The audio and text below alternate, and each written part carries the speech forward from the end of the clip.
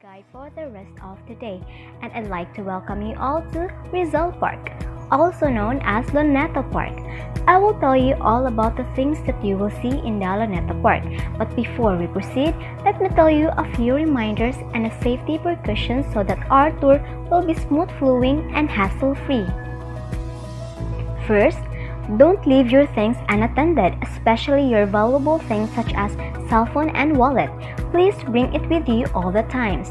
Second, please do have a buddy system. It means you have someone to go with you wherever you go so that no one will get lost. And lastly, put your trash in a garbage bag and remember the word CLAYGO, clean as you go, and a saying that take nothing but pictures, leave nothing but footprints, keep nothing but memories, and kill nothing but time. Kindly keep in mind my reminders, tourists, and always wear your beautiful smile and enjoy this tour. The Luneta Park is considered as one of the most historical places in Manila because this is where Jose Rizal was executed on December 30, 1896. We are now in the most famous monument in the Philippines. The 100-year-old monument of Rizal is probably the most famous, most visited, and most photographed monument in the Philippines.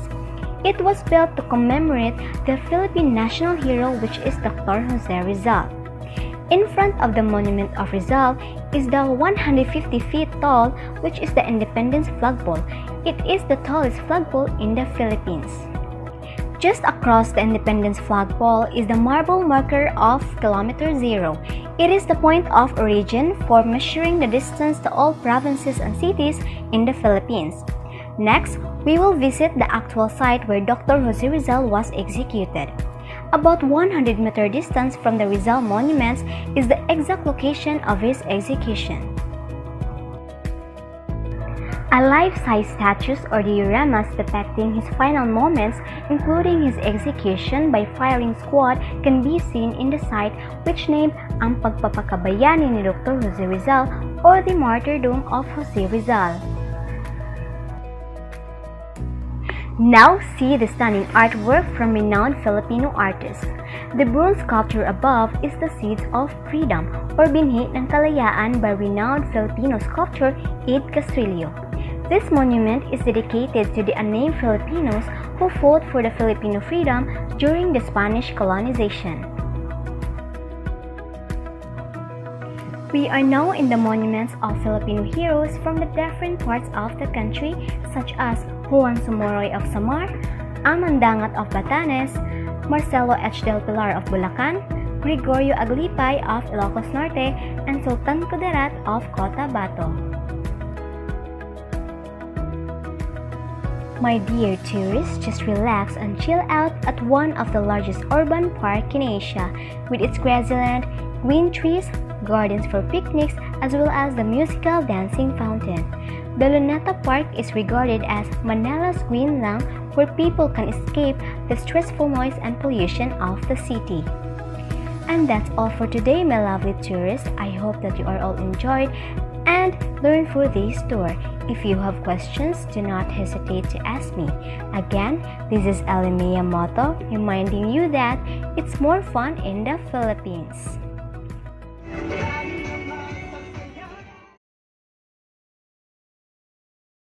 We would like to share one of the most historical places in Intramuros, Manila, the Baluarte de San Diego.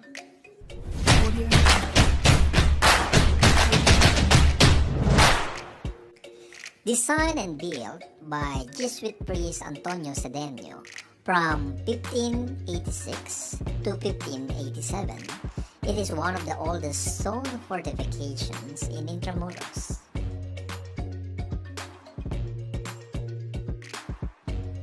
Began as a circular fort called Nuestra Señora de Guia, renovated in 1593 to join the walls of the city. Fort fell in despair, and in 1644, construction began for a new baluarte, which was completed between 1653 and 1663.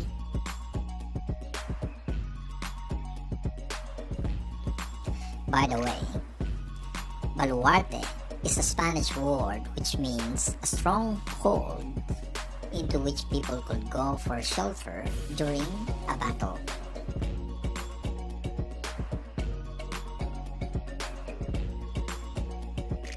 Resembling an ace of spades, it housed a foundry during the 18th century.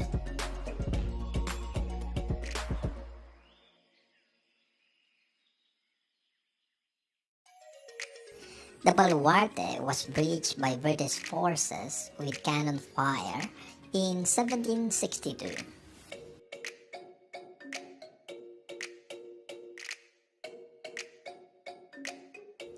Restored and strengthened after the British occupation, but was damaged again during the earthquake in 1863.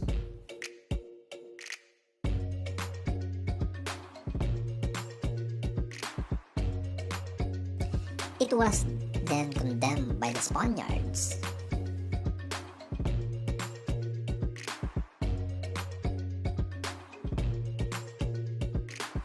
And it was totally destroyed during the Battle of Manila in 1945.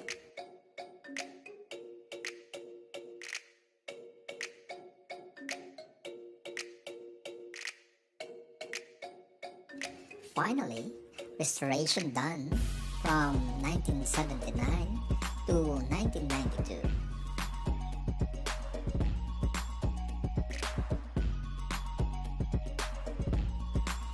The baluarte has an amazing landscape design that makes it not just a tourist attraction, but also a perfect venue for wedding receptions, birthday parties, or other gathering locations.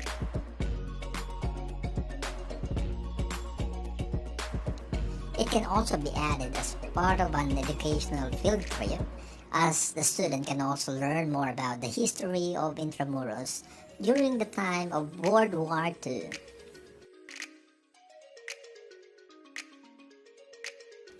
Aside from the preserved World War II weaponry and restored old structures, this baluarte also housed a half-hidden tranquil garden where you can find various bonsai species, flowering plants, and trees.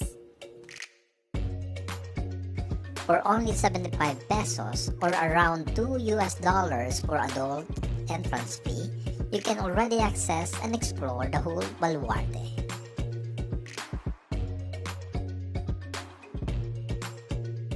Oh, FYI, Baluarte de San Diego is just a walking distance away from other tourist spots here in Intramuros, like Philippine President's murals, Reducto de San Pedro, Intramuros and Rizal Bagumbayan Light and Sound Museum, and a lot more.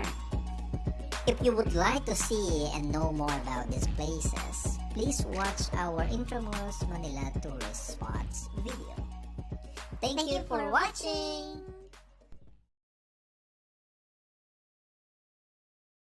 So right now, I welcome you to Fort Santiago. So right now, we are here in Intramuros, Manila, to be specific in Fort Santiago, which is one of the most visited tourist area or tourist destination here in Manila. Fort Santiago is a 16th century military-based structure, stand witness to the valor and heroism of the Filipino through the centuries. Fort Santiago is normally known as one of the open wall city here in Intramuros, and where theaters, picnics, and other ceremonies happen. It is one of the oldest fortifications in Manila, built in 1571 under Raja Sulaiman. It is occupied by the Japanese military in 1942, where hundreds of civilians and guerrillas were imprisoned and executed. We are currently here in Plaza Armas, where you can see the statue of Jose Rizal here in Fort Santiago. So as we walk past by here, these are the final footsteps, or a metal footsteps of Jose Rizal, which they said this is metals or footsteps from the cell of Jose Rizal to the execution area. We are here now in the dungeon, where the military before or back then used this as a storage area for the powder magazine and for the other military equipments they used. During 1715, they built another dungeon on top of it. They used it as the prisoners or cells and storerooms for the Casa de Castellano. I am welcoming you to the Museum of Cersei. Please be reminded, tourists, that we are not allowed to take videos, but we are allowed to take photos. Enjoy, tourists! This is the room which they called Silid Pagilitis. This replicates Rizal's trial at the Cuartel de España through a dramatic light and sound presentation, which you can see what are the dresses or the coats that Rizal used to wear. As we walk past by the hallway, we will be going to the Silid Pamana, where it shows the various reproduction of Rizal's sculptures, original sketches, personal effects, photographs, and specimen of insects and reptiles named after Rizal. Now we are here in Silid Biitan, where Rizal's action prison cell, which contains a life-size wax effigy of Rizal. Thank you for joining me here in our tour in Fort Santiago, where is located in Intramuros, Manila. Again, my name is Shang Rances.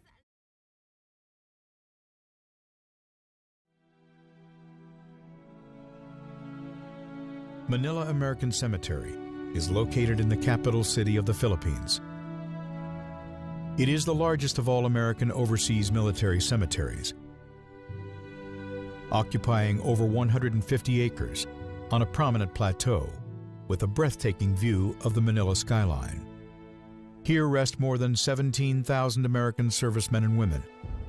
Most lost their lives in the Philippines and New Guinea during World War II, but over a dozen campaigns across the Pacific are represented here. Among the war dead are 29 Medal of Honor recipients. In 20 instances, two brothers lie side by side.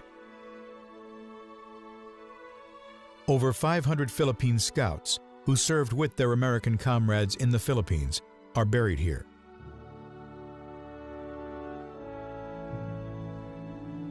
A visitor center, almost entirely enclosed by glass, is located near the Memorial Court. The exhibit tells the story of the brutal combat and conditions experienced in the vast Pacific Theater. The chapel stands at the center of the burial grounds.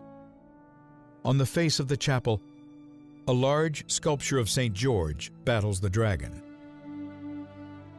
Inside, a stunning blue glass mosaic behind the altar depicts a Madonna offering flowers to the honored dead. In 4 map rooms, 25 mosaic maps describe campaigns in the Southwest Pacific and China, Burma, India theaters. On the wide terrace, a limestone hemisphere contains an astonishing 36,000 names of those whose bodies were not found. The Manila American Cemetery tells an epic story of sacrifice and valor in the service of liberty.